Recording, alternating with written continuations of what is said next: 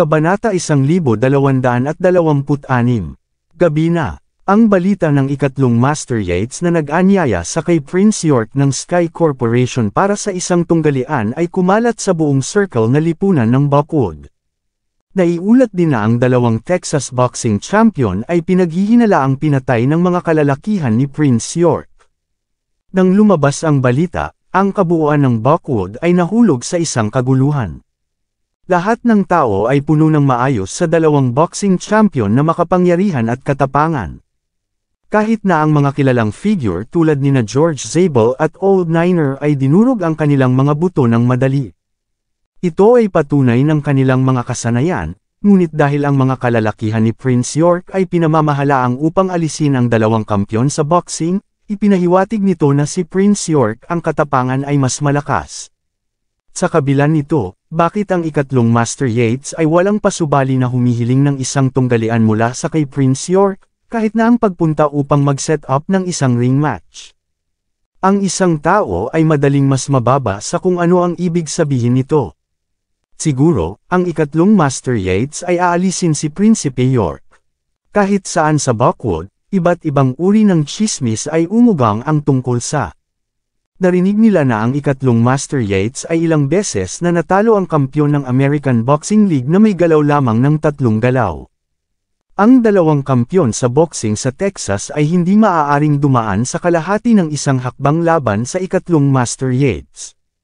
Kabilang sa mga Yates ng Amerika na napunta sa Buckwood, ang ikatlong Master Yates ang pinakamalakas. Hindi nakakagulat na siya ay mayabang. Lumingon, siya ay tulad ng isang malakas at maimpluwensyang figure. Hindi ko pa naririnig ang pakikipaglaban ni Prince York. Kung siya ay pumasok sa ring kasama ang third Master Yates, hindi kaya siya magpakamatay. Ang lahat ng mga uri ng tsismis ay kumalat sa lahat ng dako. Hindi gaano kasikat si Prince York, ang kanyang katapangan ay inilalapat lamang sa mundo ng negosyo. Gayunpaman, hindi sinasadya ng ikatlong Master Yates na makipagkumpetensya kay Prince York sa mundo ng negosyo. Sa halip, nais niyang i-duel si Prince York sa boxing ring. Ito ay isang okasyon kung saan ang mga tao ay maaaring mamatay kahit kailan o anong oras man. Ang bawat tao sa Buckwood ay nakaupo sa pag-asa, naghihintay para sa araw ng tunggalian na dumating. Ang ikatlong Master Yates ba ay dapat na durugan si Prinsipe York? Masisira ba si Prince York hanggang kamatayan sa boxing ring? Ang kinalabasan ay magdadala ng mahusay na mga pagbabago sa mga itaas na circle ng Buckwood. Sa araw ng tunggalian, si Buckwood Gymnasium ay umingay sa mga tsismisan. Alam ng buong Buckwood na magkakaroon ng boxing ring sa gymnasium ngayon, dahil sa hype na nilikha ng mga Yates. Sa dalawang panig ng ring, isang panig ang kumakatawan sa mga Yates ng Amerika. Ang iba pa, ay Sky Corporation, kahit na hindi ito malinaw na sinabi. Tila ito ay ordinaryong arena na katumbas ng hinaharap ng pamayanan ng negosyo ng Buckwood. Ang mga ordinaryong tao ay hindi karapat-dapat na pumasok sa gymnasium. Gayunpaman, ang karamihan sa mga pangitaas na klase na nasa circle ng Buckwood ay dumating. Ang mga nakakaalam ng totoong pagkakakilanlan ni Harvey ay nagtipon sa paligid. Ang kanilang mga kutis ay kakilakilabot. Tumingin si Yoel Graham sa kay Third Master Yates, na nakaupo sa VIP table. Naguling siya at dahan daw ang sinabi, "Master na Iswell, ano sa palagay mo ay mananalo ngayon sa tunggalian? Mawawala ba si Prince York?" Sabi ni Shane, "Sana hindi. Ngunit sa mga araw na ito, ako ay nagtanong tungkol sa kay Third Master Yates. Ang nakakatakot nito ay nakakakuha ang pangatlong Master Yates ng records na walang talo sa Amerika. Ayon sa impormasyong nakuha ko, siya ay nasa ring mula pa noong siya ay nagretiro sa politika. Mula sa Chinatown sa Amerika hanggang sa Boxing League, hindi siya kailanman natalo. Mayroong kahit na tsismis sa gitna ng Amerikanong mamamayan na kung ang ikatlong Master Yates ay nakipaglaban sa isang labanan sa pagitan ng 5 makapangyarihang bansa at ng dakilang bansa pabalik noon, tiyak na hindi sila matatalo. Inisip ng mga Amerikano na kahit ang chief instructor ay hindi maaaring maging kalaban ni Third Master Yates. Si Yoel, Rain, at ang natitira ay nagsuot ng mga pangit na ekspresyon nang marinig nila ang mga sinabi ni Shane. Alam nila na si Harvey ay si Prince York, at ang punong tagapagturo, naintindihan din nila kung gaano kalakas ang punong tagapagturo. Pwede ba ang chief instructor, na nagretiro para sa 3 taon, talunin ang ikatlong Master Yates, na nakipaglaban at walang talo na manlalaro sa buong Amerika? Pinakamahalaga, kung mangyari na ang chief instructor ay mawala, ang epekto ay hindi maiisip. Maaaring gamitin ito ng 5 makapangyarihang bansa ang pagkakataon na atakehin ang mahusay na bansa minsan muli. Tulad ni Yol at ang natitira ay puno ng pag-aalala, lumitaw ang mga kinatawan mula sa Sky Corporation. Pinangunahan nina Ivan at Ray ang grupo. Hindi lumakad si Harvey kasama nila. Tumahimik ang karamihan ng tao sa isang iglap nang nakita nila ang mga kinatawan ng Sky Corporation. Lahat ay nakatitig sa direksyon na iyon, nais na malaman ang tunay na pagkakakilanlan ni Prince York. Sobrang misteryoso ni Prince York. Hindi siya lumilitaw sa publiko mula noong kanyang pasinaya. May isang tao mula sa Yates ng Buckwood na tumayo at tumingin sa direksyon ng Sky Corporation. Siya hiniling ng malakas, nasaan si Prince York? Hayaan mo siyang lumabas at mamatay. Ang bawat solong isa sa mga Yates ng Buckwood ay kampante. Kung si Prince York ay pinatay ni Third Master Yates, ang Sky Corporation na kumpanya ay titigil na umiiral. Ang mga maaaring makakuha ng pinakapakinabang sa labas ng sitwasyong ito ay ang Yates ng Buckwood. Walang pakialam si Ray sa direksyon ng Yates at sumulyap ng malamig, sinabi ng aking prinsipe. Ang iyong ikatlong Master Yates ay hindi karapat-dapat na labanan siya. Ang pangalawa ay sinabi niya ito, ang karamihan ng tao ay nahulog sa isang kaguluhan. Marami sa kanilang mga tingin ay nahulog kay Ray. CEO Hart, natatakot si Prince York. Kung hindi siya, sabihin mo lang. Bakit mo kailangang sabihin iyon? Oo, ang ikatlong Master Yates ay hindi natalo sa Amerika. Ito ay isang bagay na alam ng lahat. Likas lamang ito para matakot si Prince York. Kung natatakot siya sa kamatayan, aminin mo lang. Sinasabi yun na ang ikatlong Master Yates ay hindi karapat-dapat, bakit ganyan kayo kawalang kahihiyan? Kahit na siya ay dumating, si Prince York ay hindi maaaring ang kalaban ni Third Master Yates. Nandito man siya o wala, ang resulta ay mananatiling pareho. Kung hindi dumating si Prince York, nangangahulugan lamang iyon na natakot siya. Ang mga nagsalita ay karamihan sa mga kinatawan ng mga kumpanya sa ibang bansa. Sa una, natatakot sila kay Prince York dahil sa insidente na kinasasangkutan ng Morgan Financial Group. Ngunit nang makita nila na ganoon si Prince York na natakot, hanggang sa hindi siya naglakas loob na lumapit sa tunggalian, naging excited sila at hindi mahawakan ang kanilang mga salita. Hanggat ang ikatlong Master Yates ay maaaring mapigilan si Prince York, magkakaroon sila ng pagkakataon na gawin ang kanilang pag-atake. Isang pagkakataon na magkaroon ng isang kagat sa cake na iyon sa Buckwood. Noon lang, si Third Master Yates at si Butler Yates ay lumitaw. Hinawakan ni Third Master Yates ang kanyang mga kamay sa likuran niya at sinabi ng walang pakialam, lahat, inanyayahan ko si Prince York sa boxing ring. Dahil tumanggi siyang dumating, pagkatapos ay hindi ko siya pipilitin. Ngunit kung walang maglakas loob na labanan ako sa ring ngayon, pagkatapos ay ang lahat sa Sky Corporation, kasama ang Naiswells, ay mapapahamak bukas. Ako, isang Yates mula sa Amerika, ay palaging tinutupad ang aking mga salita. Ipinadala na ang pangatlong Master Yates na pagsasalita ay nangingibabaw. Ang lahat ay napasinghap. Gaano siya katiwala na gumawa ng ganoong pahayag? Hindi mahalaga kung paano ito tumingin sa isa, ang lakas ng Yates ng Amerika ay lampas sa imahinasyon ng isang tao. Pangatlong Master Yates, ano ang pinag-uusapan mo? Hindi naglakas loob si Prince York dahil natatakot siya. Siya ang salarin at responsable sa pagpatay sa mga tao ng Sky Corporation at ang Naiswells. Ikaw, isang matanda, ay narito. Kahit na, hindi siya maglakas loob na ipakita ang kanyang mukha, o hindi rin siya handang lumaban. Paano kaya ang isang tao na tumawag sa kanyang sarili bilang isang tao na nasa tuktok sa lahat ng Southlight? Anong basura? Kalmado ang pangatlong Master Yates. Lahat, huwag magpataw ng anuman. Pagkatapos pinalo sa kamatayan ng isang matandang lalaki sa ring ay magpapahiya sa kanilang bansa. Tila tama ang sinasabi sa Amerika. Ang bawat tao sa bansang ito ay isang duwag. Ang mga tao sa bansang ito ay lahat ng mga duwag. Ang bawat tao'y naruroon ay nanginginig sa galit kapag ang mga ito ay sinabi ng mga salita. Totoo ito lalo na para kay Yol at iba pa. Sa sandaling ito, ang kanilang mga kutis ay lumubog sa isang bagay na kakilakilabot. Ang mga salita ni Third Master Yates ay katulad ng pagmura sa kanila, ngunit kung hindi magpakita si Prince York upang lumaban ngayon, hindi lamang mawawalan siya ng reputasyon, ngunit mangyayari din itong kahihiyan sa Great Country H.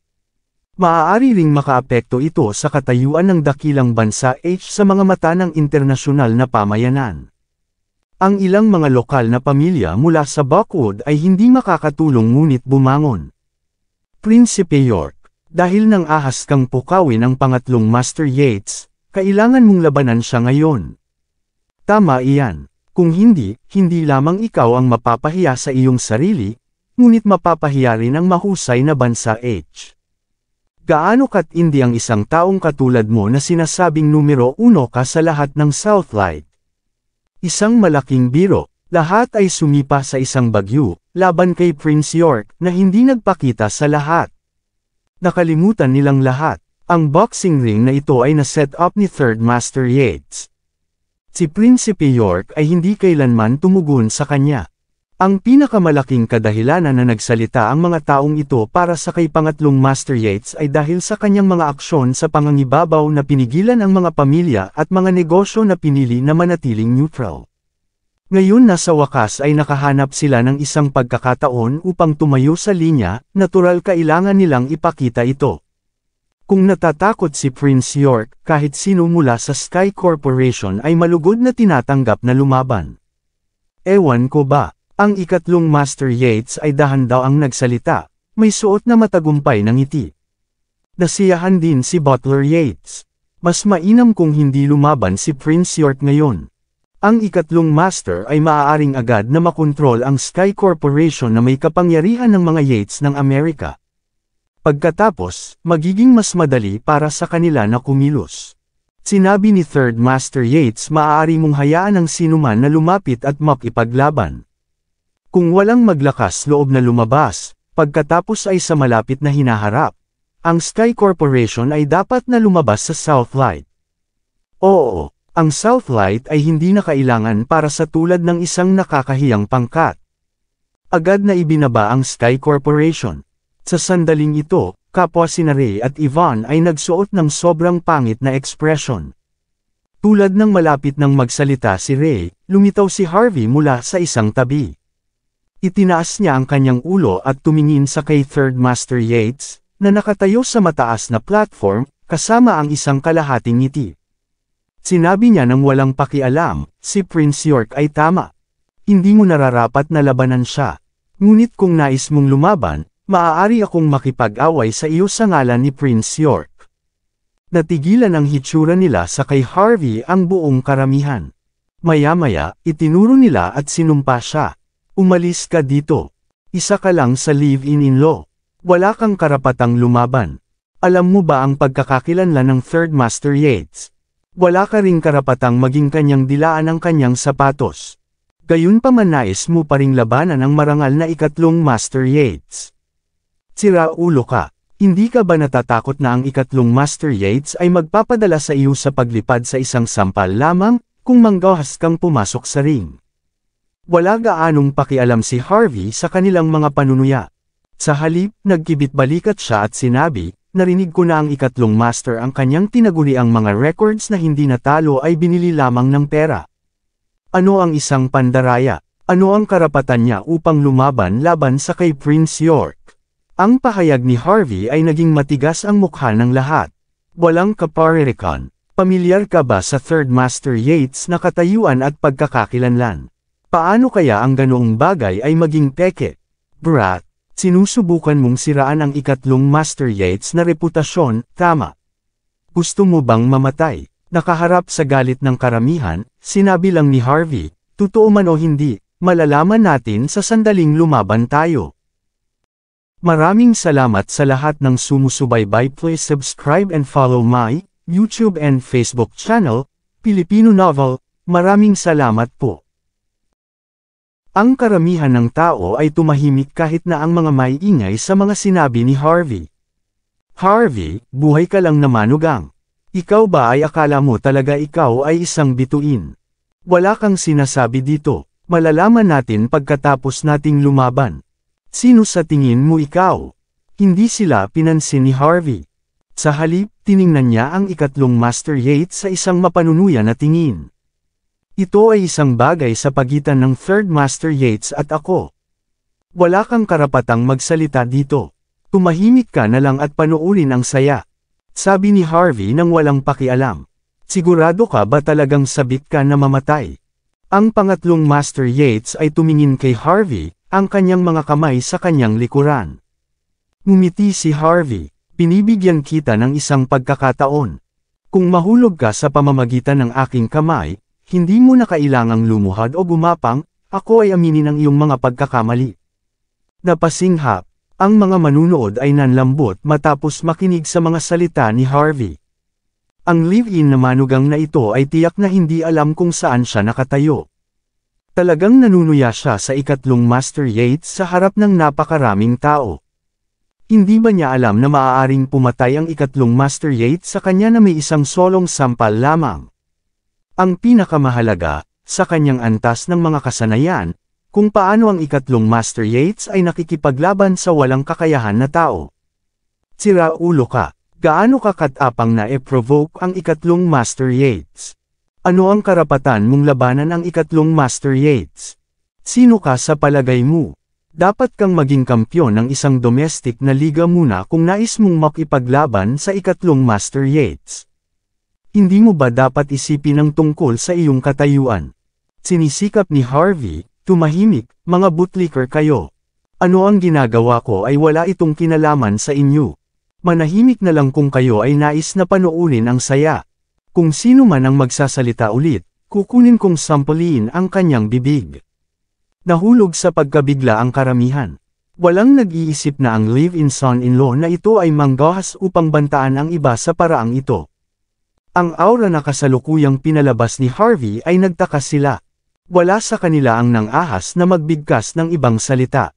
Ang ikatlong Master Yates ay sumulyap ng malamig sa kay Harvey. At sa sandali pa, nagsalita siya. Fine, lalabanan kita. Ngunit ang pagkamatay ng isang tao ay nauna nang itinakda. Huwag sisihin ako dito, ngumiti si Harvey doon. Bibigyan kita ng 10 minuto upang magpainit. Magsisimula tayo pagkatapos nito, malamig na sinabi ni Third Master Yates na nakaupo. Ang tao sa kabilang linya ng telepono ay sinabi sa isang nakangisi. Sumagot si Butler Yates, papasok ang ikatlong Master Yates sa ring ngayon. Huwag gumawa ng anumang hindi kinakailangan hanggang sa matapos niya ang laban. Kapag ang dalawang babaeng iyon ay hindi nakapakipakinabang, kukunin kong bigyan kayo ni Third Master Yates sa inyo bilang mga laruan. Oo, isang magalang na tinig ang sumagot mula sa kabilang panig ng telepono. Sinisi ni Butler Yates, Harvey, live-in ka lang na manugang. Wala kang karapatang lumundag at haharapin ang ikatlong Master Yates. Wala akong pakialam kung talagang may kakayahan ka o wala. Dahil ikaw ay isang live-in na manugang, pagkatapos ay kumilos ka tulad ng isang natalo. Mayroong ilang mga bagay na wala kang karapatang mamag-aitan. Kabanata 1230.